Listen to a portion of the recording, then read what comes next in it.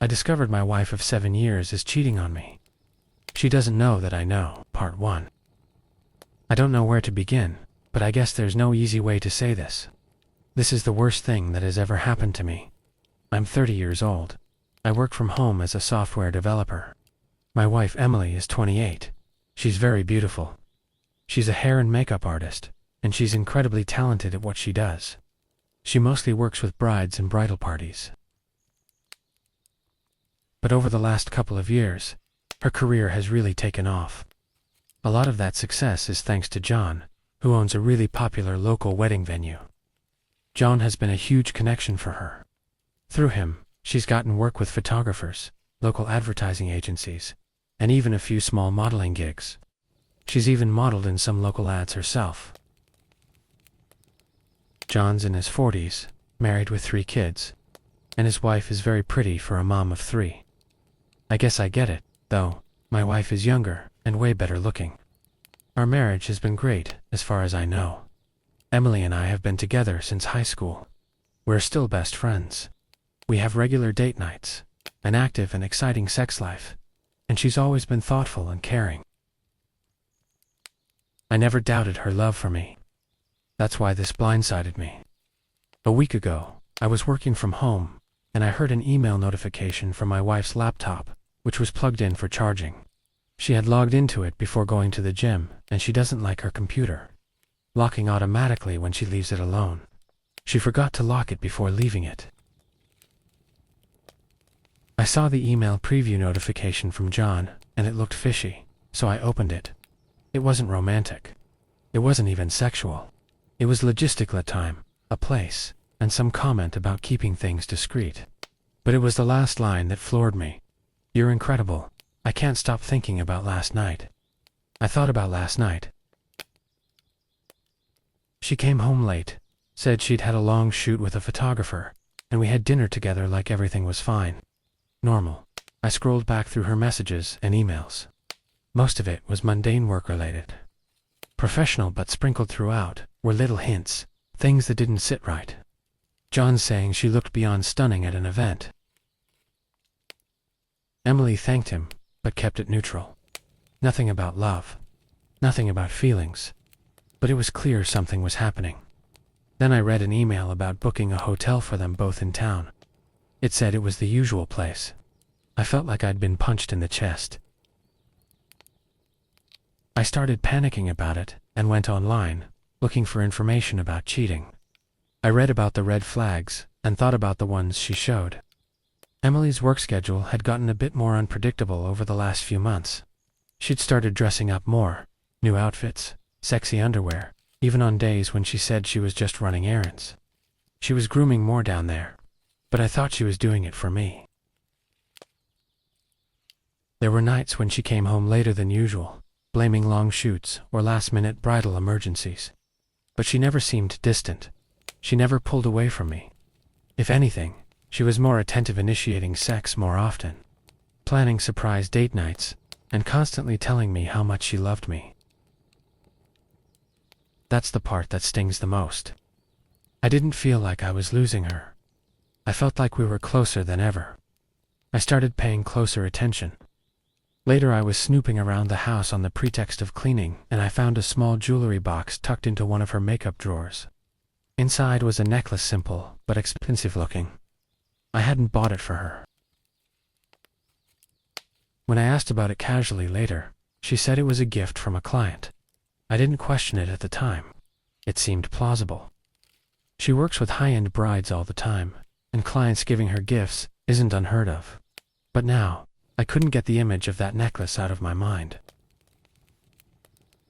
I also started noticing other things. The new clothes and underwear. The grooming little shifts in her behavior that seemed harmless on the surface, but now felt suspicious. I've been copying the messages to my computer and torturing myself by going over and over them. It goes back about a year, which is when her hair and makeup business started booming. Here's the thing. I don't think Emily loves John. I've read through the messages, and while he's clearly infatuated with her, she keeps him at arm's length emotionally.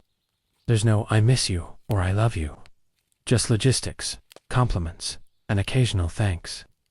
One time she even wrote, "Haha, go tell that to your wife." But it doesn't matter. She's sleeping with him. She's lying to me, and I don't know how to process that. I haven't confronted her yet. I don't even know how to start that conversation. I keep telling myself I need more proof, but maybe I'm just delaying the inevitable. All I know is that the woman I thought I knew, the woman I married, seems to be fucking another guy. If I confront her, she's going to deny it either way, right? I know I should probably just sit down and talk with her, but then that would clue her in, right? I googled it, and we live in an at-fault state. We don't have kids. So if I divorce, and I have proof of her cheating, she won't get any spousal support. Also, couldn't she just make up terrible shit that I did to her, in order to control the narrative with our families? I mean, I don't think she'd do that, but I didn't think she'd cheat on me either. It's late, and I'm drunk. I'll check out what Reddit has to say about it, but I just want to go pass out and hear any recommendations from people who have been through this. I mean, it doesn't seem like she loves him, but does that even matter at this point if she's cheating on me? Update 1. When I originally posted, it got buried and ignored due to karma limits. Here's an update. TLDR. On Christmas, Emily got an anonymous gift from John. It pissed her off. On New Year's, she left, promising to come back in time for the countdown and kiss. But didn't, and was very late, and Ugly cried way too much about it. I ordered a bunch of spy stuff off of the internet to do my own investigation. Since my first post, I did a lot of reading on Reddit and other forums about how to spot and catch cheaters. Her phone is password protected, and I don't know the password. She's also pretty good about locking her computer, and it was just a fluke that I was able to catch it before. So I knew I needed to get evidence. The following is not my idea. This is all advice I got by obsessively reading Reddit stories and comments, as well as other forums. I ordered some cameras off of the internet that looked like smoke detectors. I convinced Emily that our home insurance would go down if I put smoke detectors in every room. I ordered a book off of the same site called How to Be a Great Husband. Discover the secrets to a happy marriage without changing your wife. I left it around for her to see. She did, and I could tell it made her uncomfortable. I got a GPS tracker and a voice-activated recorder, VAR, along with some strong Velcro for putting it under her driver's seat. Unfortunately, you have to subscribe to a service to use the tracker, but I figure I won't be subscribed to it very long. Now, this has all been happening from when I first became suspicious until now. Just a couple of days ago, 1/20th, is when I finally got everything set up. When I got the VAR, I tested it by hiding it in the table centerpiece, and I sat Emily down and asked her questions. Honey, I am doing a personal inventory to try to be a better husband and partner. To that end, I wanted to ask you some serious questions. And I want some serious answers. Do you feel I have ever abused you in our marriage? Do you feel I've ever cheated on you in our marriage? Is there anything you feel I could do to improve myself as a husband? Again, I ripped this off of a comment I read on a cheating story on Reddit. I didn't come up with this. To the first question, she said no, of course not. To the second, she seemed reluctant, but answered no. To the third one, she said she wished we made love more. We've fallen off quite a lot since I got suspicious, for obvious reasons. But I tried to initiate a couple of times, just to keep her complacent. My heart's not in it when we do it, and I think she can tell. I asked these questions so that she couldn't make up stuff about me abusing her or cheating on her later on. I don't think she would make up lies about me, but I didn't think she'd cheat on me either, so I don't know the woman anymore. The VAR got it all. I transferred the recording to the cloud. I put electrical tape over the display of the VAR, so there wouldn't be a glow under her seat at night. And I plugged some cheap wired earbuds into the jack on the VAR, and then snipped it off at the plug so it wouldn't make noise. Again, I got all of this info off of reading subreddits and forums. I didn't come up with this. Rolling back the clock to Christmas. On Christmas, we spent Eve and Day with her family. It was their turn. Her sister was there with her husband and kid, as well as her parents. We were at her parents' house. It was just an hour away. My parents live a couple of states over. Christmas Eve day, she got a gift bag delivered to her. I didn't see who dropped it off. My mill said it was some teenager. The gift bag said to Emily from Santa. At first she thought it was from me, I think. I assured her it wasn't. It was a gold bracelet. Apparently, it was pretty nice. Her mom and sister oot and at over it. When asked where it came from, she said it probably came from a bridal party that was getting married on the 28th, who wanted to reward her. She said it was for giving a group discount and doing it last minute. She told us that they said she should expect a bonus.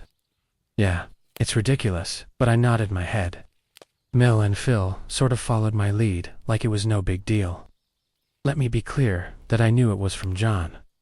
The bridal party would have signed their names, not wrote from Santa. Emily must think I'm special needs to fall for that. I just got angry in the moment that she had that little respect for me, so I excused myself to the restroom. Later on, I saw her in the backyard on her phone. She seemed angry and was gesturing wildly. I figure she was reading John the Riot Act for almost exposing their affair. New Year's, she had the wedding on the 28th and was working with another bride for a wedding on the 4th. Whenever her phone would go off, I'd wonder if it was him. On New Year's Eve, during the day, she got more buzzes and dings on her phone than normal. She would look at them annoyed. I asked her what the problem is, and she said the bride, getting married on the 4th, is a real bride Gisela. That night, she said she had to step out to go meet with bride Gisela. She told me she'd be back in time to kiss me. She came back at around 1:30 a.m. She was crying, sobbing, actually, going straight to the bathroom and coming out 10 minutes later. I told her to calm down and asked her what the problem was. She said she was so sorry. I asked why she was sorry. She said because I missed the NYE countdown. I told her she was entirely too upset for it to be just that, but she assured me it was. She even held my face between her hands and stared at me and told me she loved me. I asked her if she had anything else to tell me. She assured me that she didn't. I asked her point blank then if she cheated on me. She swore up and down that she didn't and that she was upset because she missed the countdown. Because since we have been married, we always kissed each other at midnight. I gave her every opportunity to come clean, and she still lied to me. Since then, I got the cameras and the other stuff and installed it all. Now I'm going to wait to get more tangible evidence, as well as start consulting divorce attorneys. I expect it will be a while before I update again. I'll be hanging out on Reddit though. This place is addicting. Edit. Trying to head off comments. Getting real undeniable proof is important because my family loves Emily. They think of her like a daughter. In her family, she's the golden child who can do no wrong. If she told them I was abusive or a cheater, her family would believe her. My family would probably take my side, but they'd definitely interrogate me to make sure I didn't abuse her. Update 2. Personal note. I didn't think this would blow up like it has after the original post was buried and overlooked. Thank you for all your advice, and for the personal stories and experiences you have private messaged me. I'm sorry I haven't been able to respond to you all. Let me say that I'm not really interested in joining any cause. All you need to do is have a cursory look at the relationship subs, and you'll see there are just as many women heartbroken by infidelity as men, maybe more even. It's not a sexist issue. It's an issue of low character and morality. Having low character and morality has nothing to do with your gonads. I have had both heartbroken men and heartbroken women PM me their stories. I see very clearly that this issue is not delineated by sex. If you don't believe this is real, I don't know what to tell you. Sorry. Please block me and ignore me if it's a bother. On to the update. TL. DR. I got info from the VAR. She's definitely cheating. I'm angry and heartbroken.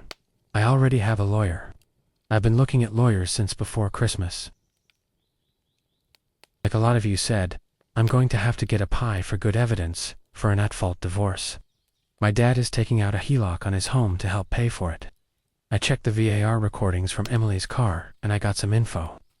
There was the usual business and personal calls, and some Taylor Swift sing-alongs. The first call of note was with John. Apparently she had not talked to him since NYE.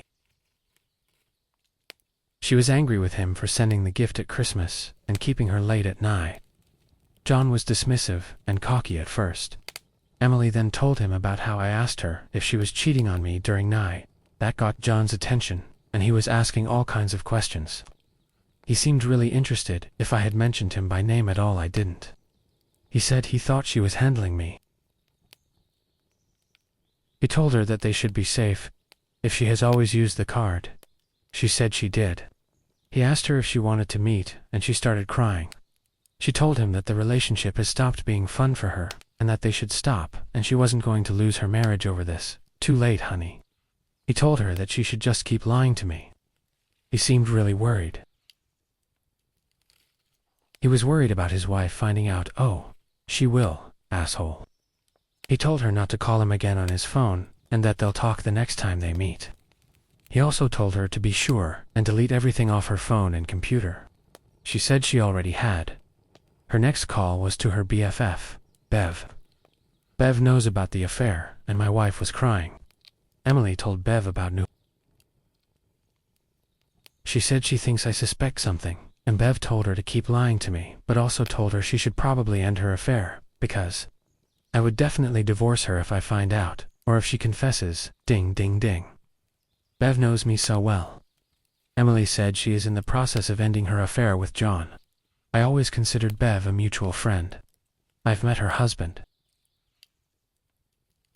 We've been out on couples dates. He's going to get a message from me outlining his wife's liberal views on infidelity, as well as a link to the recording of her phone call. I'll check with my lawyer first. Interested in both men and women's views on this. How would you feel if you knew your spouse was actively encouraging their friend to hide their infidelity and talking about it? Should I be pissed at her? I did some web searching and anonymous asking around on social media, and on the advice of stuff I got here on Reddit, met with what I think are the 3 best family law attorneys in my area. I had official consultations with them. I did this so that 2 of them wouldn't be able to take my wife's case because of conflict of interest. What they didn't tell me in those Reddit comments posts is that the really good family law attorneys don't do free consultations. They charge you for them, and then some prorate that charge towards your bill if you select them to represent you. So I ended up spending $1,600 for all that. Just FYI, I'm not super rich. We have a lot of money saved up, but I don't want to tip her off. I don't want to tip her off by touching that. My wife's business is doing really well, but she has the "what's mine is mine and what's yours is ours" attitude when it comes to paychecks, and I didn't mind until now. I make 6 figures as a senior developer, and we don't have a mortgage or rent payment. When my mom died, my dad moved down to Florida, to the Villages. He lets us stay in his house rent-free. It's already paid for. I say this because my dad is taking out a HELOC on the home to help me pay for the divorce attorney. A really good divorce attorney is very expensive, I've learned. The plan is to refinance it in my name after the divorce is over. Meanwhile, I'll be making the payments by writing checks to my dad. The HELOC is still pending, so I'm paying with a credit card I took out for this occasion. I'm pretty much certain my credit score will be shot to hell after this. I talked to my divorce attorney and gave her the recordings, and she said it was good evidence. I told her about how Emily is ending it with John, and about the card John mentioned. She told me to take a picture of the card if I can find it, and send it to her. I asked her if it was legal to do that, and she said yes, because it's accessible within shared marital property. She's going to subpoena the card statements. As far as Emily ending it with John goes, my lawyer said maybe, but don't count on it. My attorney also told me the same thing y'all told me, and that's I need to hire a pie. She told me she had a good one. I told her I already had all this evidence, and she said that evidence and testimony from a pie carry more weight with the court, because a pie knows how to get admissible evidence legally and is impartial. She told me her goal is to get enough evidence so that any attorney my wife got would settle rather than go to trial, because she'd subpoena John and John would be exposed to. She told me she wouldn't be surprised if John paid for my wife's attorney, which would be a dumb idea for her because that attorney would mainly have John's best interests in mind. But since he's paying for everything else, she'd probably go for it. I'll be meeting with the pie on Monday. Meanwhile, Emily is love-bombing me. She's telling me how great I am and how much she appreciates me and how lucky she is. She's talking about starting a family before she's 30, not with me. You're not. She wants us to go on a long romantic trip that she's planning on paying for with her money, with John's card, probably. I want to scream at her and tell her I'd rather slam my dick in a car door, but I have to keep playing nice for now. Fuck this shit, man. I can't believe this is my goddamn life now. I want to hug her and kiss her and make love with her again, but then I remember her mouth was around that asshole's junk. He completed in her mouth and she came home and kissed me with it. I had sloppy seconds for 9 months. But she loves me. I love her, and I hate her. I'm walking cognitive dissonance. My attorney told me to get into counseling. I will. I think I need to. I just want to run away from her and towards her at the same time. Does that sound stupid? Am I going crazy? Update 3. I got an STI test a couple weeks ago. It's negative, but my doctor gave me the HPV vaccine because it wouldn't be detected by the tests. He said, if I've been exposed, it could take years to show up. So he told me to check my dick for warts for the next several years. So good news, I have a new hobby now.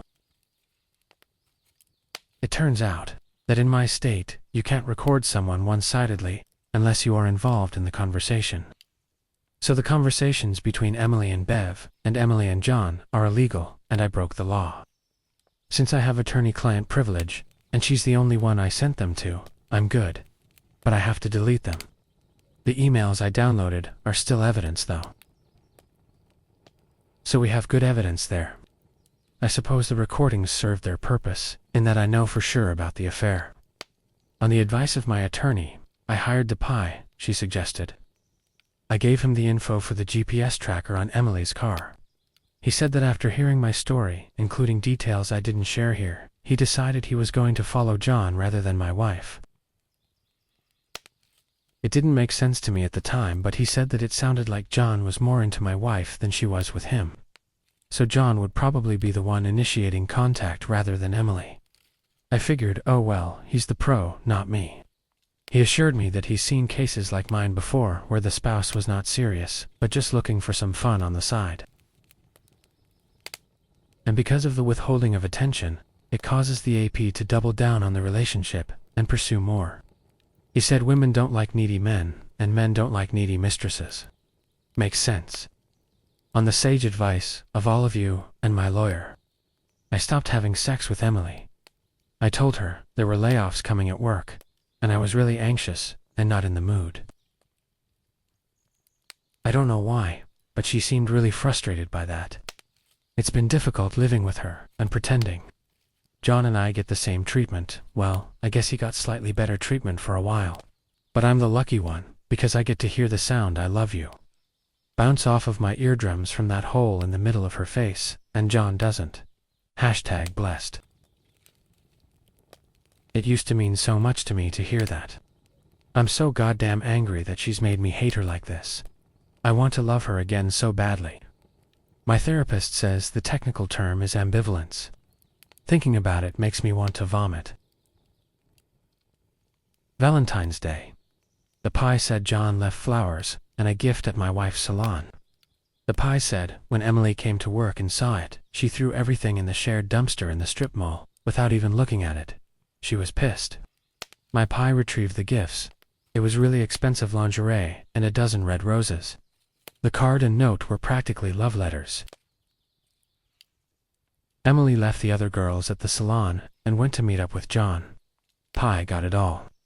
They met in a far corner of a hotel parking lot. The whole thing took around 45 minutes. It was an intense conversation. The pie said Emily seemed angry and shook her head no, a lot.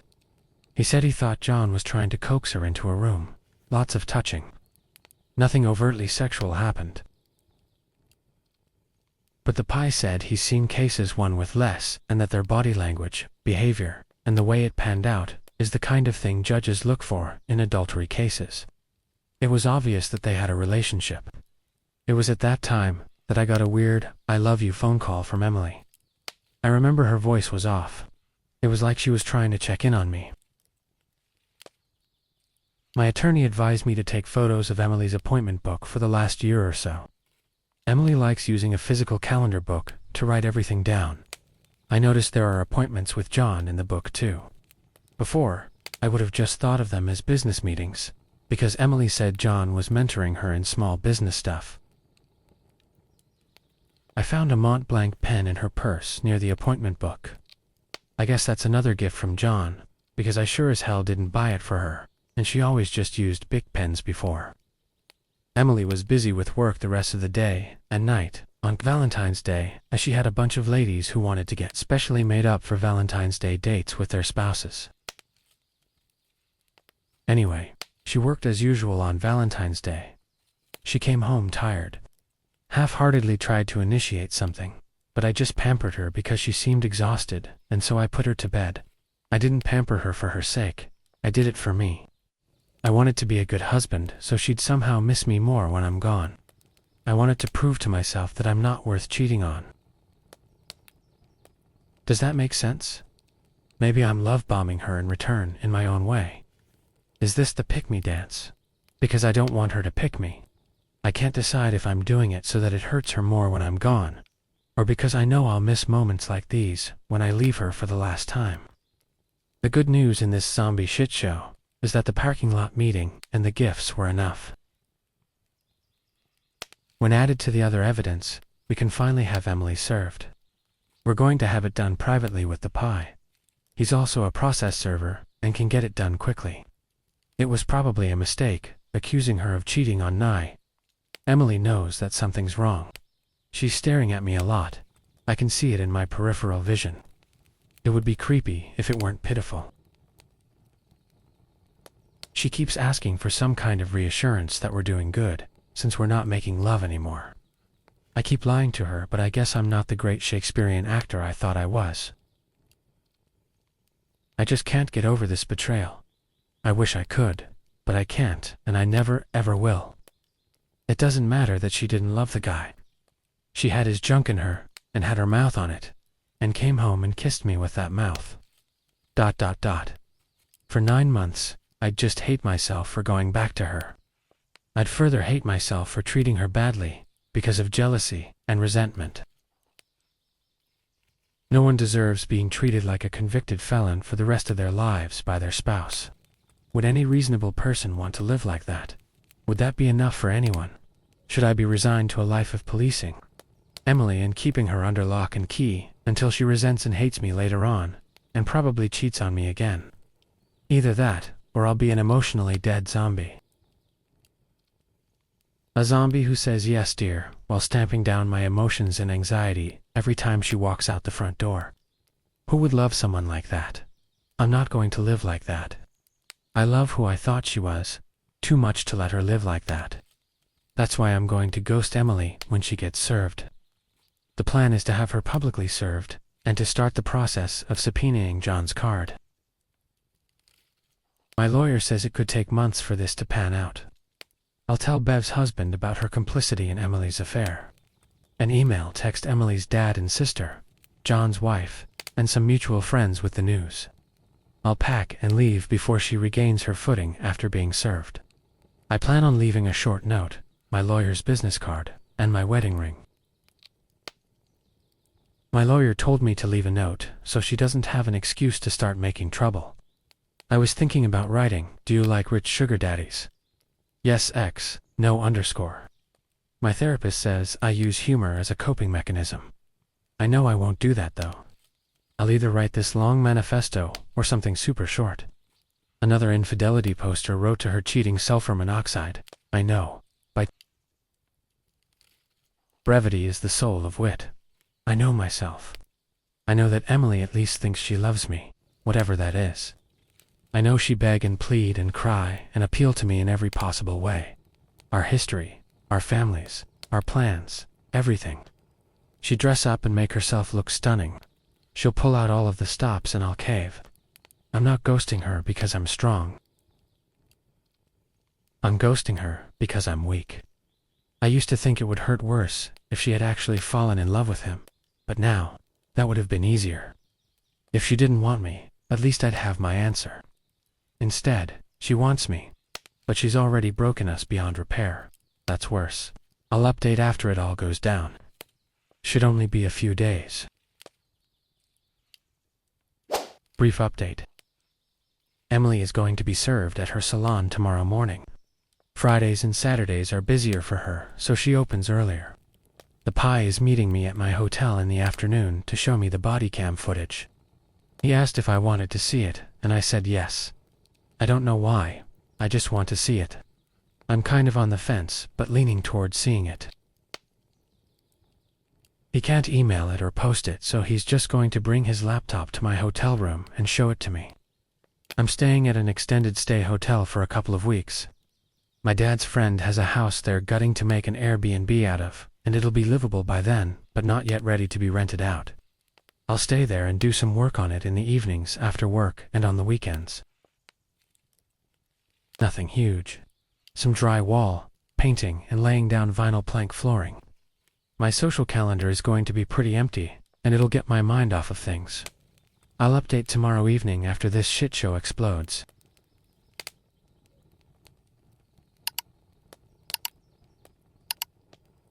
Update 4. I had Emily serve divorce papers. I made arrangements and informed everyone who needed to know about the divorce. Everyone freaked the fuck right out. I left Emily. We got the divorce papers, summons, petition, standing orders, etc. The Pi, acting in his capacity as a process server, wore a body cam for obvious professional reasons. I was able to look at the footage when he came by my hotel room later on in the afternoon. The Pi walked up to Emily, who was sitting at her station and chatting with the other stylists who worked for her. He showed her a manila envelope and told her he had legal documents for her and she had been served. Emily, of course, looked shocked and confused and just stared at him, gobsmacked. The Pi clarified that the envelope contained legal documents regarding a divorce case filed against her, and he told her she should review them and contact her attorney. Then he dropped the documents at her feet with a satisfying slap as they hit the ground, since she refused to take them, and told her she's still been served. He then told her to have a nice day and walked out. Morgan Freeman narrator voice. Emily didn't have a nice day. I could hear her hyperventilating as the Pi left and saying, What is this really? Emily, you're actually surprised. I was at home, and after the Pi called and said he was heading in to serve her, I called Emily's dad. Since my mom died, I had probably unwisely been treating her mom, my mill, like a mother. I just couldn't talk to her. I told Emily's dad about the divorce. I tried to keep it very simple and quick. Emily cheated on me. We're getting a divorce. I'll send you an email shortly with evidence of the affair. I stressed that Emily was being served divorce papers today, so she would absolutely need their support and they should head over to our house immediately. Emily's dad acknowledged that and said that he hoped we could find a way through this and it would be a shame to break up our family. I guess Emily's mom was nearby and overheard because she took the phone from him, put it on speaker, and asked if this is true. I explained to her about the cheating and the email with the evidence they'll receive. She started crying and apologizing to me. Since this thing started, she was the first person close to me who apologized to me. I was reminded of my mother, who always would comfort me when I was down, and I just broke, y'all. I started tearing up and croaked out, "I have to go," and hung up on her while she was saying, "No, wait."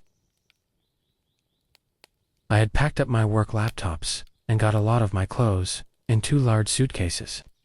On the advice of my attorney, I took down the cameras in the bathrooms and bedrooms when I left. but the cameras in the common areas can remain, because my dad is the owner of the house. I packed the cameras up in my suitcases too. My lawyer sent the subpoena to the credit card company. That was on Monday when I pulled the trigger on my marriage. I wrote an email to Emily's dad and sister, and to some mutual friends who know both of us, including Bev's husband. It said, "I never thought I'd be writing this, but after everything that's happened, I don't see another choice. I wanted you to hear it from me directly, so that there's no confusion or misinformation. Emily has been having an affair with a man named John last name. I have evidence, emails, financial records, and an investigation that confirms it. I think we all know that her bracelet gift from Santa was not from a client, because the client would have identified themselves by name, and clients don't know her parents' address. She's been meeting John and hiding it from me for months. I know this is painful to hear, and trust me, it's even more painful to write. But I didn't want you to be blindsided by all of this later. I'm attaching a few things to this email that make it clear what's been going on, and to head off any of your concerns about the truth of my statements. I know this is shocking, and I don't expect you to take sides. I just want you to have the truth. I love Emily, but she's broken our marriage beyond repair, and I have no choice but to move forward with a divorce. Phil's name, Mill's name, Sill's name, Sill's hubby, thank you for being like a second family to me. I will miss all of you. I wrote a similar email to John's wife, and gave her my attorney's name and number, if she wanted to go see the physical evidence herself. It would have to be in my lawyer's office. Personally, I think my lawyer is going to try to get John's wife to give her a retainer. I also sent a group text for them to check their emails, except for John's wife. I don't know her number. Then I blocked Emily's family. To the email I attached a photo of John and Emily kissing goodbye in the hotel parking lot, and a photo of the contents of John's Valentine's Day card. To Emily, it was explicit. Finally, I had a link to the recording of Emily saying that I didn't abuse or cheat on her. I just wanted to head that bullshit off ahead of time. I texted this to Bev's husband. Hey Bev's husband, I need to tell you something, and I hate being the one to do this, but you deserve to know. Emily didn't cheat on me alone. She had support. She had help covering it up, and unfortunately, that help came from Bev. I don't know if you were aware, but Bev knew about the affair the entire time. She didn't just know about it, she encouraged it. She helped Emily justify it. She helped her keep it from me, and she even made excuses for her when she started feeling guilty. I have proof, and I wouldn't be saying this if I didn't. I'm not asking you to believe me blindly, but I think you should ask Bev some direct questions. Watch how she answers. Watch her reaction. I'm sorry, man. I wouldn't wish this on anyone. But I couldn't sit back and let you stay in the dark. Believe me, or don't believe me. Either way, my conscience is clear. I then left my wedding ring, a printed copy of the same photo of Emily and John at the hotel parking lot kissing, my lawyer's business card, and a note, thanks for your help on this, guys. The note said, I hope your affair with John was worth our marriage. We are getting a divorce. Contact my lawyer if you have any questions or need to get in touch for arrangements regarding the divorce. Otherwise, get a lawyer and let's get this over with. If you're truly remorseful, then do me the courtesy of giving me the easiest, most generous divorce possible. I loved you, and I could have forgiven almost anything, except abject betrayal. I would have loved you for the rest of my life. On my way out, I got a call from Emily that I ignored. I put my phone on silent and dropped by the bank. I took out half our money from the various accounts we have. Checking, emergency, vacation fund. I have already frozen my credit. When I got to the hotel, I canceled our shared credit cards. I froze our joint investment accounts, so she couldn't withdraw money from them. They're in my name. Adultery subreddit pro tip. People, if you cheat, make financial arrangements ahead of time in case you get caught. I then got a text from her. I left her on read because my lawyer told me that if she confesses to the affair over text, we can use that as more evidence for the divorce. I'm responding to her texts here only, because it's therapeutic to me. Messing with the language, writing of her texts because I'm paranoid. This is the condensed version of the past 12 hours or so. WTF is this? I'm divorcing you. Answer your phone. We need to talk right now. Nope. I have had enough gaslighting for a lifetime. Thank you very much. This was followed up by a lot of texts demanding I call her or answer her calls. No thanks. Then the texts changed. So I presume she got home and read the note and saw what I left. I don't know what you think you know, but I can EXP everything. It's not what you think. You're right, Emily. I'm a stupid idiot who will believe anything you say. Divorce. We love each other. We're supposed to work through this mistake. Mistake. Oops. My wet hoo-ha fell onto John's erect wee-wee. Repeatedly, for almost a year. Oopsie. Look, I know I fucked up, but don't do this. Don't leave like this. Finally, an acknowledgement of the affair over text. Zing. Write to my lawyer. I never stopped loving you. I never loved him. Another gift from Emily. Zing. Write to my lawyer. Then, the tone changed later. You're overreacting. You're acting like I never loved you. Like I wasn't trying to fix things, but you wouldn't let me. Fix things? Okay. Build a time machine, Emily. Build a goddamn time machine. Are you just going to ghost your own wife? Consults Magic 8 Ball. All signs point to yes. Then, her parents showed up at the house. Hoo boy, what the fuck did you do? And then you had no right to involve my fam like this. Then, followed by, are you trying to humiliate me? Are you trying to ruin my life? Do you hate me that much now? Kinda. It's complicated. After that comes a barrage of phone calls that I didn't answer. How could you do this? How could you try to turn my own fam against me? I'm not. I'm trying to have them not turn against me. I told you, I never loved him. I never loved him. No one cares, honey. Least of all John. I know you love me. I love you too. We can fix this. We can fix everything. And then just tell me what to do. Tell me how to fix this. I'll do it. Let me get this straight. You wiped your ass with our marriage vows and stabbed me in the back, and now you want me to tell you how to fix this shit.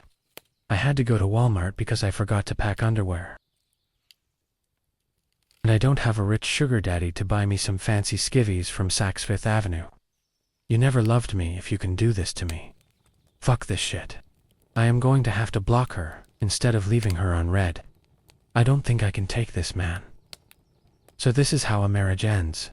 No fanfare, no heroic deeds, just whining, crying, anger, and depression. Just like any other divorce. Really, only this is my divorce, and it feels like the end of the fucking world. But in reality, this is all just beginning. I feel this whole process is going to take years. I hope not. My lawyer assures me that, with the evidence we have, it'll go relatively quick. Meanwhile, I'm thinking what? Relatively quick. Relative to what? Continental drift. At this point, I just want to thank you. Beautiful men and women who supported and encouraged me. I'd vacuum out all your cars if I could, and clean your bathrooms. I just want a falling anvil to hit me in the head and cause amnesia like a cartoon character or a Hallmark Channel movie. I know this is tonally all over the place. I keep second-guessing myself if I did the right thing. I just changed my life today in a fundamental way. I'm wondering if it's a lateral move. I feel like I've moved from a warm cesspool to a cold, gray, rocky place. Is it an improvement? I feel like I have these scars now, and the one who gave them to me is the one person in the world I trusted the most. I will never forgive her. Now I have to buck up and walk it off like a real man. Because feelings and tears are weak and a turn-off. I just want my mom. Update 5. Emily wrote me an email. Apparently, she's a victim too. A lot of you were wondering about Bev's husband. Bev's husband texted me back, shit, and then thanks, man. I don't know how exactly to interpret that, but I'm too tired to be invested in Bev's husband's marriage. I told him about his wife being a pause. What he does with that is on him. Good luck, buddy. Oh, this is all for hockey. Fine, just block me and ignore me. Go play Reddit Batman someplace else. Emily's mom texted me using Emily's phone. She wants me to unblock her. I ignored it. Several hours later, she asked me again and promised not to bring up Emily if I would unblock her.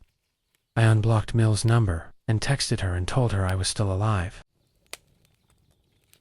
I said I had no plans to change that status and that I will unblock her later on so we could talk. I told her in no uncertain terms that I only want to chat about me or her, but not Emily.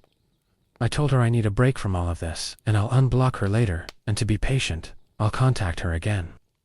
Emily tried a perfunctory "I'm sorry you're hurt" text, which wasn't comforting. Hints from her texts and the fact that her mom is using her phone to text me indicate to me that she's at her parents' house now. There was a long silence of several hours, and finally Emily texted me to check my email. Went to my spam folder, and there it is. As before, I obfuscated the text and writing because I don't want her to do a text search on the internet and find my posts. So yeah, the email she wrote didn't have these misspellings. She has autocorrect and spell check like everyone else. Sorry for the annoying spelling. You grammar Nazis are now the victims of my paranoia. Also, I am making comments in the email to like before because I'm no contact and this is therapy for me. Here we go. My name. I keep thinking about how this can't be real. It can't just be over. How you can just shut me out like I was nothing to you. It's killing me. Yeah, that's the idea, Emily. It sucks when you get abandoned by the one you love, huh? I don't even know how to start this because my mind is racing, and anything makes sense. I know I don't deserve a response, but please, just read this. Please don't delete it. I just need you to hear me. I talked with my dad and Syl's husband. I told them how I messed up. They said I was stupid, and they're right. I told them about how I never loved John, and I always loved you, and they laughed and told me that doesn't matter at all. I felt so stupid. I know you're done with me. I know I don't get to ask anything from you, but don't I at least deserve to explain? To look you in the eyes and tell you how sorry I am. To tell you I never stopped loving you. You think you know everything, but you don't. Yes, I fucked up. I betrayed you in a way that I can't take back. But it wasn't because I didn't love you. I need you to know that it was never what you think it was.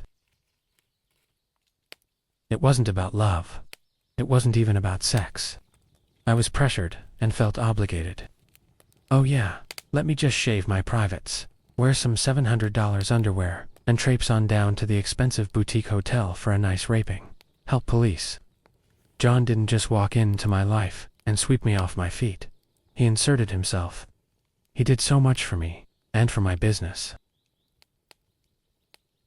You know how much I was struggling, how close I was to losing everything. He was the one who helped me. He connected me with the right people. He helped me with my lease, with contracts, with vendors. He got me meetings I have never gotten on my own.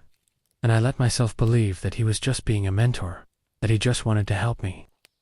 I told myself it was just one time. That if I just gave in 1 ounce, it would be enough. That he'd stop pressing. But it wasn't enough. And I didn't know how to get out of it. I kept telling him no, but he always had a way of making me feel like I was being ungrateful. Like after everything he did for me, I was selfish for not giving him what he wanted. I hate myself for not shutting it down from the start. For being so fucking stupid. For letting it go on. I tried to stop it, but every time I pulled away, he'd remind me of how much he helped me.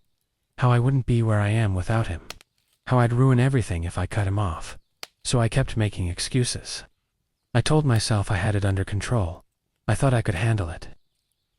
What do we call someone who trades sex for favors? And then Christmas happened. New Year's Eve happened. And that's when I knew he wouldn't stop. That's when I knew I had to end it, for good. I did end it, but by then, it was all fucked up. Everything was fucked up. I knew I had to tell you. I wanted to tell you. I knew that the second I told you, that you'd never look at me the same way again. That it would be ruined. And I couldn't handle it. I know you at least suspected ever since you accused me at NIE.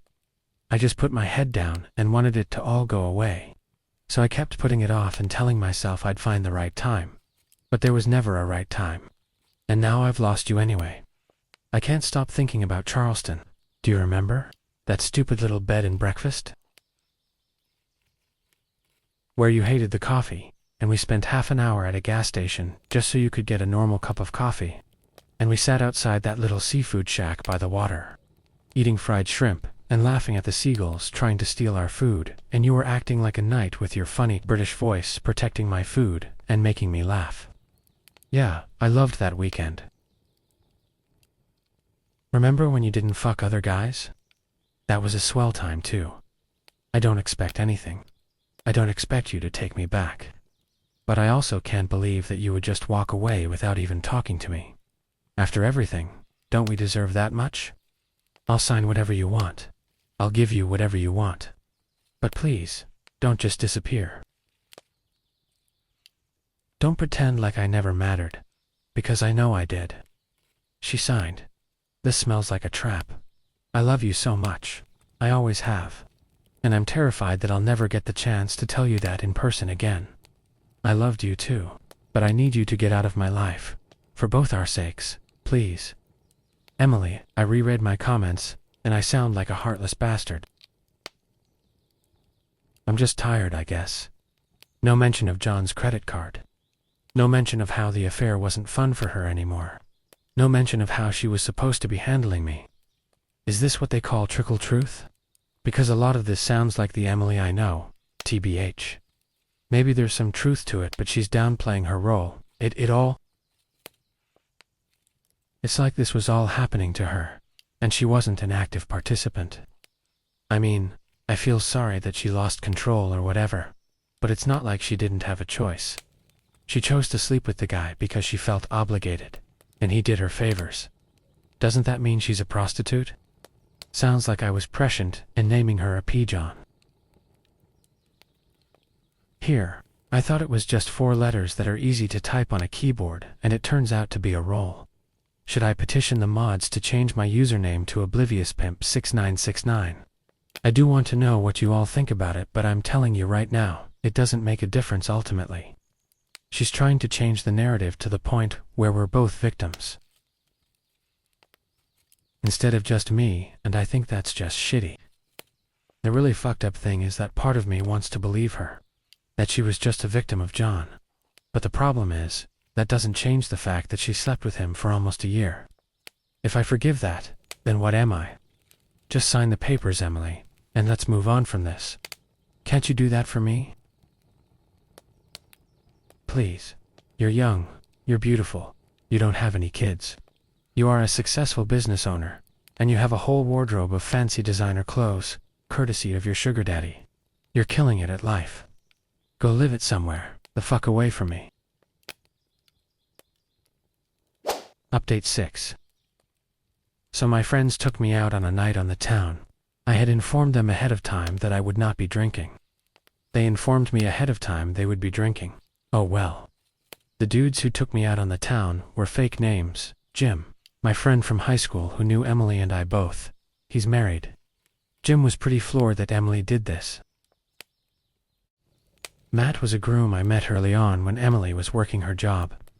Early on in Emily's career before John, a bride had her hair and makeup artist bail last minute, and my wife jumped in because she was the first person they called who said yes on short notice. I packed along her hair and makeup stuff. Emily since has had everything packed up in an efficient way. But this was at the beginning, before she had everything down to a science. I sat with Matt and chatted him up, and calmed him down before his wedding while his bride and mine did their thing. We had a lot in common, and the time flew by fast. Emily and I kept up with him and his wife, and went on couples dates with them occasionally. But mainly Matt and I would hang with Jim. Bob is our single friend, well I guess I am too now. He's always the odd man out with the couples, but the married guys would hang with him. So we could live vicariously through his singleness. You can just set up a board game in your living room and leave it. We'd mainly get together and play D&D. Yeah, we're nerds. Bob is the DM. We went out to dinner at a pretty nice steakhouse, which was a nice change from protein shakes, but it was still kind of hard to eat. Eat your steak, you pussy. Followed by laughter was the catchphrase. I got it all down like a big boy.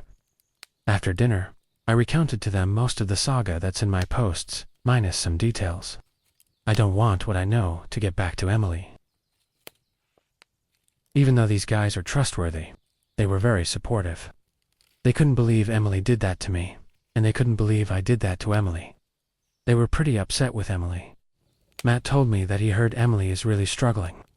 I stopped him right there and told him I didn't want to talk about or hear about Emily beyond what we had already talked about. The steak dinner was delicious but expensive. Afterwards, we went to this country dive bar Bob heard about. It's the kind of place where the floors are one large glue trap for human beings. The floors were sticky enough that I had to retie my shoes with double knots. That's how you know you're in a good dive bar, right? They were drinking beer and bourbon shots.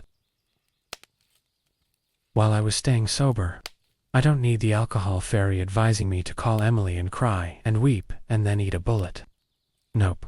I talked to my dad a couple of days beforehand and he told me to stay away from alcohol. I was way ahead of him on that one. And that real men drink bitters and soda when they're not drinking booze at a bar, and not diet soda or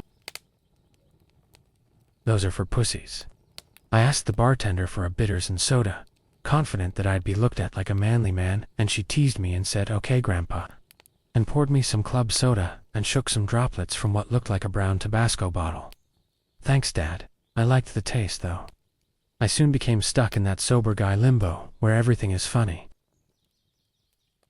But you know in 1 hour you're going to be babysitting adult toddlers. The guys got more and more shit-faced, and more enraged about what Emily did to me. They were wanting to call her up and yell at her. I told them I took care of it, and talked about that video I linked a bunch of times here. About how absolute silence and no contact is the right way to treat a cheater. They seemed to agree. Jim was calling the female bartender bro. Matt was downing a draft beer while stuffing steak nachos down his throat. After a steak dinner. He and his wife are pesky vegetarians. So I have aided and abetted dietary infidelity, just like Bev did, with real actual penis adultery. I have no shame now. Matt paid for that sudden intake of red meat later. We had some lively conversations about politics and their relationships. But not mine, just to head off the questions. I don't know if there were any pretty girls there. I wasn't really looking. I felt like a burn victim, like everyone was staring at me and doing that thing where you inhale sharply between clenched teeth. After the bar kicked us out at the end of the night, I herded them into Jim's minivan and kept Bob from purchasing a homeless man's dog. Jim didn't need that smell in his minivan, and Jim's wife would harpoon me. Matt was moaning and holding his stomach. I stole a trash bag from the little closet in the bar's restroom, just in case he needed to throw up. I drove them all home, let them get their own cars the next day. I walked Bob to his bed, thought the better of it, and decided to just deposit him by the toilet. Head hanging over the side. I gave Matt over to his pregnant wife, and told her that it will be Matt who's vomiting for a change. She tried to talk with me about Emily, but I politely shut it down quickly.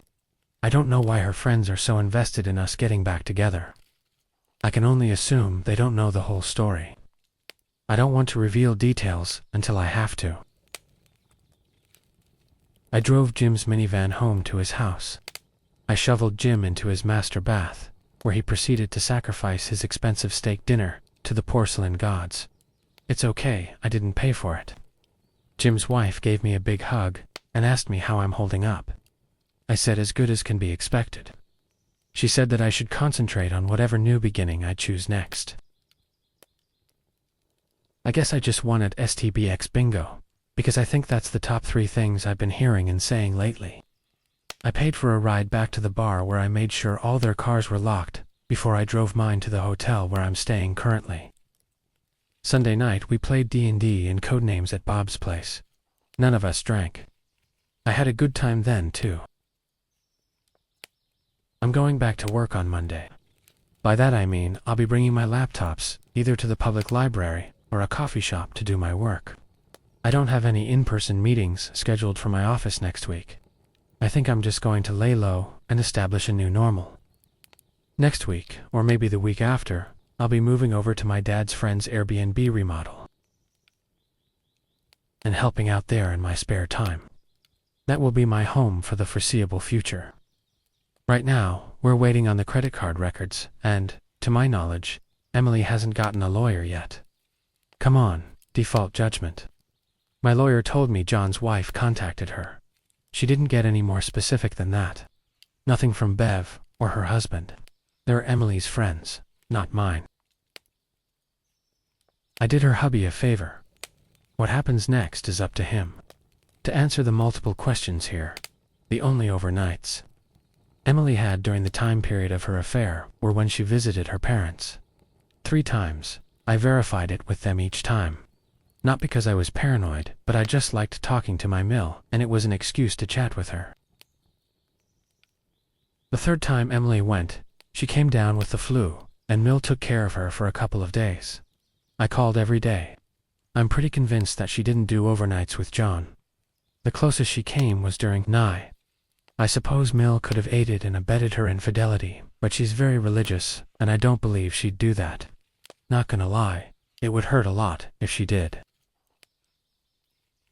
As far as news of Emily, I have no idea, since I'm no contact.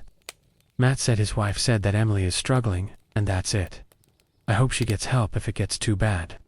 I checked the cameras and Emily seems to have moved out of the house. I believe she's with her parents currently, which is a hell of a commute for her, so she's probably taking time off work too. I'll update if anything significant happens, believe me. Otherwise, I probably won't be as active on here as I was last week. Update 7. A lot has happened, and I'll just go through it all in order. I don't have the credit card records yet, but my lawyer says that she successfully got a gag order or something like that, so that Emily and John won't be notified of the subpoena until we get the records in our eager little hands. I expect a huge shitstorm from Emily when she gets that news. Trying to turn the narrative in any angle she can so that she doesn't come off as some kind of crazy hooker. I met with John's wife, I'll call her Lisa. She was devastated by all of this, but not surprised. She told me John cheated on her when she was pregnant with their 3rd child. We got to talking about the sequence of events, especially towards the end, where John got invested. We talked about New Year's Eve, and Lisa said that she had taken their 3 kids to Orlando for the holidays, and John had come, but then left early, and wasn't there for Nye. Lisa said that John had FaceTimed her during the countdown, and she's 100% certain that he was at their house. She was so pissed to the point of tears. She had someone check the Ring camera footage. And sure enough, there was John and Emily both arriving in John's car, and him pulling her into their house. She didn't look very excited to be there, but she wasn't struggling either. Emily had driven her car on Nye, so I don't know what happened. I told Lisa at least Emily didn't get pregnant from the guy, and Lisa assured me that it wasn't possible, or at least not probable. After she caught him cheating after their 3rd kid, she demanded he'd get a vasectomy as part of the conditions of staying together, and she drove him to the appointment herself because she didn't trust him, LOL.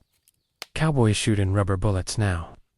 Lisa has put my lawyer on retainer, so we're going to be divorce buddies, I guess. We're forming a little club where we hang out,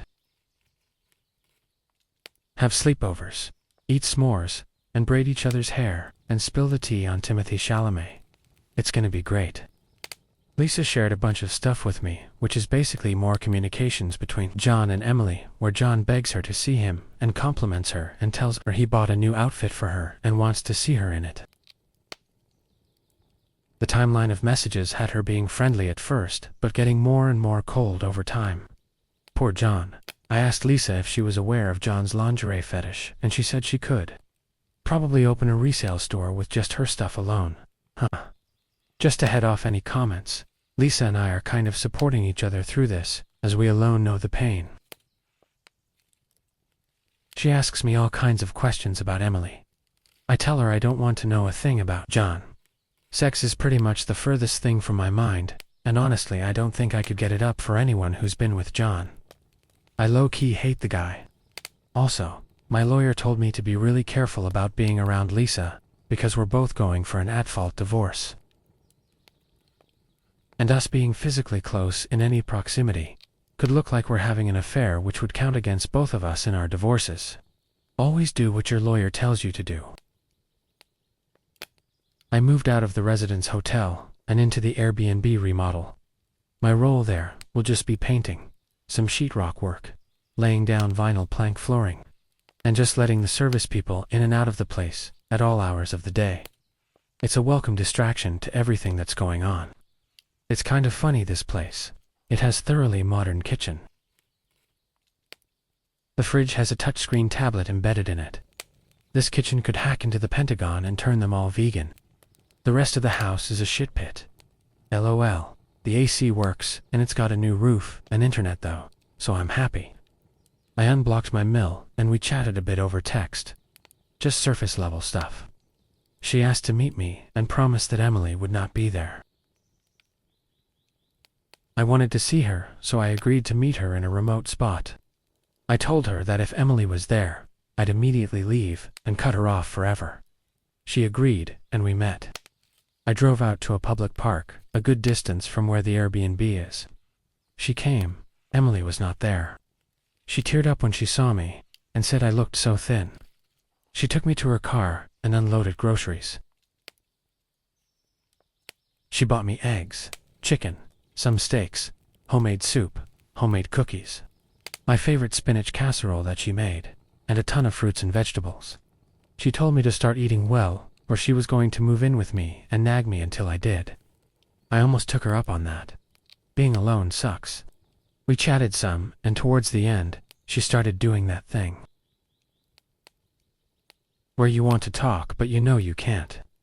Lots of starts and stops, as she was trying to find a loophole in my conditions. I felt sorry for her, so I told her we could talk about one thing. I know. I shouldn't have caved, but that's the reason I ghosted Emily. I cave around people who are emotional like that. I just want them to feel okay and to be responsible for it. The loophole she invoked was that she didn't want to talk about Emily. She wanted to talk about reconciliation. I told her what I wrote in these posts and comments. My marriage to Emily is over. Even if we were to get back together, which we won't, it will be over because we're different people now. I told Mill that Emily wants to reconcile with the person I was before. Before I found out the truth about her, I treated her great. I was a good husband. I was loyal and loving. That person doesn't exist anymore. The person I am now would treat her daughter badly. I would probably lash out, verbally abusing her all the time. I would be miserable thinking about what she's doing every time she walks out our front door, and I'd make her miserable too. Emily would no longer love me, because I'd be this sad, miserable shadow of who I was. I wouldn't be the guy she fell in love with. I'm different now. Emily might say that she loves me, but anyone can say anything. All I have to go by are her actions, and her actions tell me that she's only sorry she got caught. She's not taking accountability for destroying our marriage. There's no possible magical phrase she can say that will make me okay with what she did. I can't forget about it. I told Mill I have evidence that she's not privy to that will back up my claims that Emily knew what she was doing, and she's not a victim in this. MIL was very interested in seeing it, and I told her she will when my lawyer says it's okay. I mentioned what I've said before about Emily being with John and then coming home and kissing me without brushing her disgusting mouth first. I think that hit home. Mill looked mortified. Mill talked about therapy for us both individually and together, and said that she'd pay for it. She said she'd been reading online about reconciliation and that it's possible. I told her I'd read about it too, and the stories that stand out to me are the ones where the person who cheated was remorseful and did the work.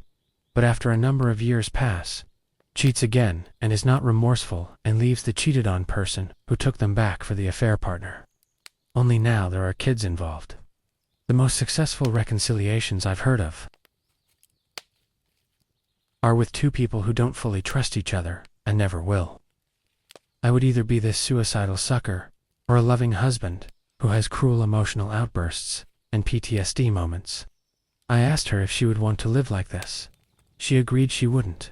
I told her that Emily is not telling her the whole story, and that I have evidence this was a willing, ongoing affair, and not SA or coercion or grooming. I told her to get Emily into therapy so that she can maybe try to fix whatever inside her caused her to do this terrible thing. That if she were able to fix that about herself and be loyal, that she'd make a great partner. She's only 28. She's very beautiful. She has no kids and a successful business. I told her there were probably hordes of guys wanting to marry and have kids with Emily, and that Mill could still count on having grandkids, but just not from me. She said she wished I would think about it, and I told her. I've already gone over every possible future Emily and I have in my spare time, and I just can't do it. Emily betrayed me. I told Emily's mom that she needed to either get a lawyer for Emily or to get Emily to sign whatever offer my lawyer puts in front of her. I was kind of hoping for a default judgment, but I think I'll have no such luck. Emily's family will probably get her a lawyer, and then shit Hurricane Emily will blow through my life for a bit until we're finally done with this. Divorce is a flaming hellscape we all crawl through alone. I have no kids with her, thank God, so I'll be able to make a clean break of it when this is all done. I'll never be able to fucking forget this shit, though. It's always going to be a part of me, and that sucks. It fucking sucks that a person can mark another person so heavily that they're always scarred by it. Maybe it's a healthy thing that I'm more distrustful, standoffish, and skeptical about people now. But I can't help but think that my being changed like this would have really upset my mom. It's probably a good thing she didn't live to see this version of me. Update 8. It's been a tough 3 days. Jim and Bob are here with me at the Airbnb. They've been hiding all the knives, razors, grenades, and machine guns. We've played some board games today. I'm hungover, and they're keeping me away from my phone. Matt put in an appearance, but we shooty him away after a couple of games of Catan, because he has a pregnant wife at home. And she's a good woman. A lot of you asked about Bev's husband. I can't see Bev on social media, so I contacted Matt and asked if he could find her. He talked to his wife, and his wife is online only friends with Bev, since she's friends with Emily. Matt's wife couldn't find her either. I asked my lawyer about it, and she tried to find Bev, but couldn't. So I'm pretty sure that Bev deleted all her social media, or set it to extra special private mode. My question to all of you is, how the hell are we all going to get our daily dose of pictures of restaurant food now? We've been robbed, people. We got the credit card records, and I went to my lawyer's office Wednesday afternoon as soon as they called me. Lisa arrived soon after. The bills were being charged to John's wedding venue business, so I guess that means Emily is technically his employee. I don't know how this shit works. Are whores contractors? At the beginning, there are charges for hotels and really nice restaurants. There's one local boutique hotel that's pretty expensive, and they seemed to settle on that one mostly. That's the one they were caught at by the pie in the parking lot. The hotels and restaurants started out with one hotel stay every Friday and a couple of expensive restaurant charges every week. The hotel stays lined up with appointments with John in Emily's appointment book. I'm not so naive that I think they only did it in hotels though, so there was probably more. $500 for a couple of hours at the hotel though. John must have been their favorite customer. There was a $1,000 hotel charge on Nye. I don't know exactly what happened, but what I think happened is that she paid for the hotel. As usual with the card, they met at the hotel. Then he took her home to his McMansion until after midnight, and finally back to the hotel lot. She didn't Uber though. There wasn't a charge for that on the card, so John gave her a lift. Such a gentleman. The thing that destroyed me was a charge for $174.61 at local name Adult Superstore, about 3 weeks after she first got the card. Before I get called out, the records we got from the credit card company were a lot more detailed than regular credit card statements. So even though the charge was such and such enterprises, it was easy to connect to the Adult Superstore with the records we got from the credit card company. That's right. Early on, my wife and her affair partner went to the friendly neighborhood sex shop together. Magical. $175. Was it a 55-gallon drum of lube? A gross of teensy tiny condoms. After about a couple of months, more and more charges appeared for Saks Fifth Avenue. Local boutiques, spa treatments, gas stations, and grocery stores. A good portion were business-related charges for her salon. John paid for our date nights. I guess this is what was meant by handling me. I remember Emily giving me gifts, but they were clothes and shoes. And I'm not a fashion guy, so I didn't know they were expensive. When she gave them to me, she didn't make it out like it was a big deal. It was just, I got you some new shoes and clothes. Try it on for me, and then, oh, you look so handsome. Aw shucks, ma'am. This was when she was paying extra attention to me and really engaging with me. God, I felt so lucky and in love. I was so goddamn happy, like an idiot. I looked up my leather loafers online, and they were $500. I had 2 other pairs of shoes from her. Emily had told me that she was doing a lot better in her business, and that she could afford to foot some of the bills. Of course, I was overjoyed. So clueless. The charges tapered off in October. In December, the only charges other than hotel were presumably when she bought Christmas gifts for everyone. There was a charge for a local toy store, the non-adult kind. All in all, she racked up close to $30,000 on the card. She even paid a few utility bills with it. I mean, who was controlling who here? She was groomed and manipulated by him. It sounds to me like John was a complete sucker for my wife, and she was using the hell out of him. I almost feel sorry for the guy. I guess I really am an oblivious pimp. I am fucking done. I am so fucking done with this nasty hooker, y'all. You don't even know. Whatever lingering doubts I had are completely gone, evaporated. Adult Superstore. I'm imagining a Costco warehouse with shrink-wrapped pallets of dildos stacked up on top of the shelves. Gallon-size bottles of Kirkland sex lube with pumps on the top, sold in packages of 2. They walked in there, together, made purchases there. Together. I'm done. I am so goddamn done. I think I can meet with her now face to face. Now, I just feel nothing but loathing for her. So since there's a gag order on the subpoena, Emily and John aren't going to know we have these records until we blindside them with them, either in negotiations or discovery. I was wrong about them being notified. I misinterpreted what my attorney said again. Her goal is to have an early negotiation and blindside Emily and her attorney with what we know. Oh yeah, Emily has an attorney now. Her parents are paying for it. Her mom texted me. When I thought her business was doing awesome, that was just her spending John's money. I have no idea how it is, but if Emily's parents are paying for the attorney, I think either her business is in trouble, or she's keeping her success from them, or maybe she's just a leech. I don't know the woman anymore. The truth will come out when she has to give up her business financial records during discovery. My attorney is going to try for early negotiation. Towards a settlement, trying to avoid a formal trial. I think I want to be there when Emily is blindsided with the truth. Maybe she'll tell the lawyer her parents paid for that. She had a credit card from her sugar daddy. Yeah, right. When COVID had her business sidelined, she raided our entire emergency fund to keep it afloat. I suppose it was an emergency. But she kept it from me. We had a huge fight about it, and we ended up putting alerts on the vacation fund and emergency fund. FYI, I mentioned this in comments in earlier posts.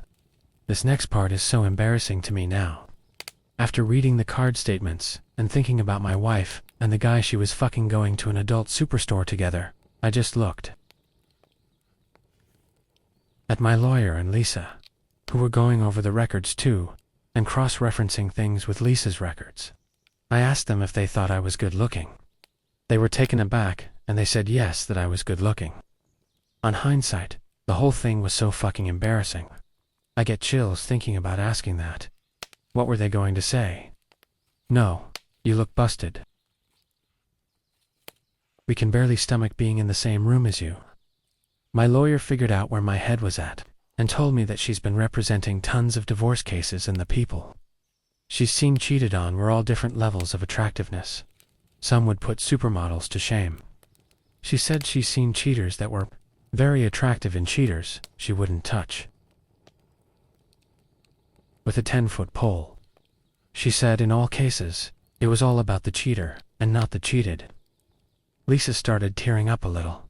I barely kept it together. I'm so embarrassed thinking about it now. Afterwards, I asked my lawyer if John could maybe sue me for the credit card charges, since I benefited from them, and she said even though this is America, and anyone can sue anyone else for anything, he'd have a ridiculously small chance of winning in court, and no lawyer worth their salt would go after me. Lisa asked if she could sue Emily, but the lawyer shut that down too, saying that Emily was given a card by John, and even though it had her name on it, the person at fault in this case is John, and that all money spent will be accounted for. In Lisa's divorce settlement, Lisa was adamant about hamstring John totally and completely. There are no alienation of affection laws in our state, unfortunately. So John is safe from me, and Emily is safe from Lisa. I told Lisa in a mock serious tone that she's not getting a goddamn cent out of me, and she and my lawyer laughed. The lawyer said she will be handing over the information to the IRS with Lisa's permission. Audit ahoy, John. I just want all of this in my rearview mirror so fucking badly I can taste it. Congratulations, Emily. Mission accomplished. Idgaf, what happens to you now? Have you heard about infidelity baseball? I'm experiencing infidelity dodgeball. I went to my office Thursday and Friday for some in-person meetings, and to do some pair programming with a new hire for a couple of days to bring him up to speed on our proprietary stuff. The new hires usually work in the office for 2 to 3 months to evaluate them and to work with the team in person before allowing them to go remote. Since he's on my team, I'll have to go in regularly to help out, but mostly I can pair program from home. Yesterday, I got a call from the guard station in the lobby that I had a visitor. I asked them who is visiting me, and they said it was my wife. I told them that I wasn't taking visitors today, and to tell her to go away. The guard seemed taken aback by that, but said okay. I ate lunch at my desk, and the new guy went out to eat. He came back and told me there was a total smoke show waiting for me, just outside the building. Some of my colleagues were like, really? And got up to go look. She had apparently seen his ID key card, because he's new, and wears it on a lanyard around his neck, rather than shoving it in his pocket, like everyone else. I told him I wasn't interested in seeing her, and he looked at me like I was crazy. I explained that it was my STBXW. He was trying to make friends, and was awkward, so I tried to downplay any annoyance I had. He asked me why I'd dump a girl who looked like that, and I explained to him that she cheated on me. He wanted the gory details, and all the little groundhogs were popping their heads up above their cubicle walls, and I told him and them, there's nothing more to say, and it's all very dull and conventional. He asked who she cheated with, and I said a business associate. That seemed to satisfy him, and all the little groundhogs went back down behind their cubicle walls. I didn't go down to look at her. The fact that new guy called her a total smoke show tells me she went full on glam. After knowing she went sex shopping with John, I was afraid of what I'd do or say. I decided I'd get ahead on some tasks, and stayed until midnight. Just in case. I left by the back service delivery entrance where the smokers go out to smoke, and sneaked to my car with my head snapping around, on a swivel, like a goddamn crazy person, dodged. How the fuck did she know I was there? Has she been showing up regularly or something? I'm usually not in the building. She's turning into this Colorado River of batshit. Carving out a Grand Canyon of crazy in my goddamn head. How's that for imagery? I never thought I'd get to this point. I thought I'd always have some kind of affection for her, you know? Some kind of pity. But I'm done. I'm completely done. She could tell me she had terminal cancer, and I'd feel the same way as if a total stranger told me. I'm so sorry. I hope you're wrong, and it's not terminal. If not, I hope you don't suffer too much. Good luck, then just go on with my day as normal. I confess that a tiny part of me was thinking that, given distance and time, we might come back together in some peaceful way in the future. That's all shot to hell now. It's astounding to me. I thought at least a small part of me would love her forever, you know. Even the happy memories I have, especially during our wonderful bonding and romantic times that happened during her affair, are all tainted now. She was the love of my life, and I thought it would be forever, like beyond death even. But here we are. When it comes to Emily, I'm just a black void inside now. I'm angry that I wasted almost half my life, and all of my love, on a straight-up prostitute. God, what a sucker I am.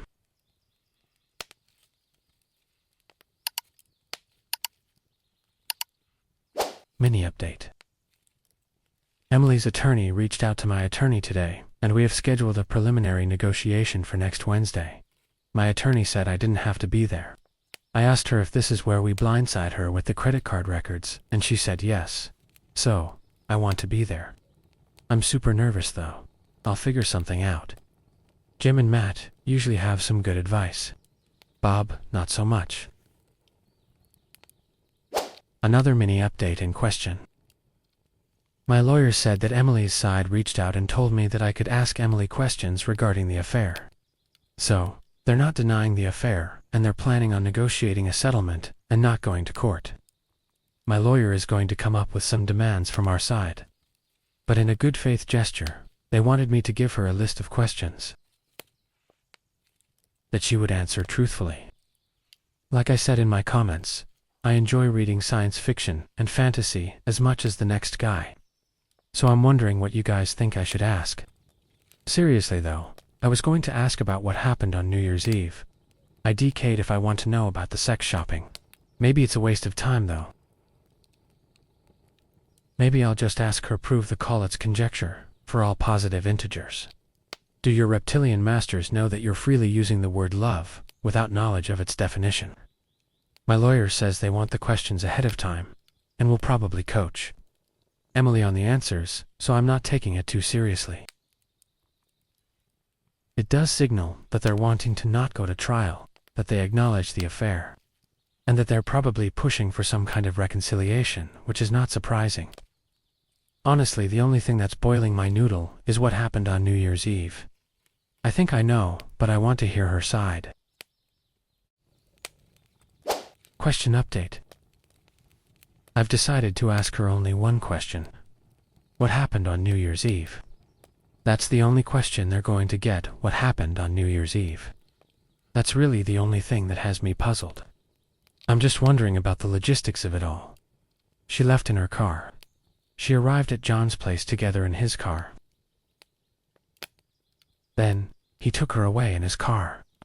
I asked Lisa about it, and she checked the Ring camera footage, and they left around 30 minutes after midnight. She showed up at our home at a little before 1:30 a.m., and did the whole waterworks crying thing. I'm not putting any of these details in the question. I'm only asking literally, what happened on New Year's Eve? Be detailed. I don't think I'm giving up any information from our side by asking that. She already knows I thought she was cheating on Nye. I'll run it by my attorney Monday, which is the deadline. She told me that she needs to approve any questions beforehand anyway, so we don't give up any potential surprises beforehand. I don't think this will reveal anything new. I'm not asking about the sex shop purchase, because that would tell them that we have the credit card records, which they may or may not already know about, but we don't want to reveal that either way. Any other question at this point will just get me a lawyer-filtered tapestry of bullshit. Probably the NYE question will too. I'm just wondering what their answer will be. If it's I went to the bridezilla party and stayed late, then I know I'm just wasting my time looking for answers from this woman. Which, let's face it, I probably am. Subscribe to stay on top of all the fresh videos.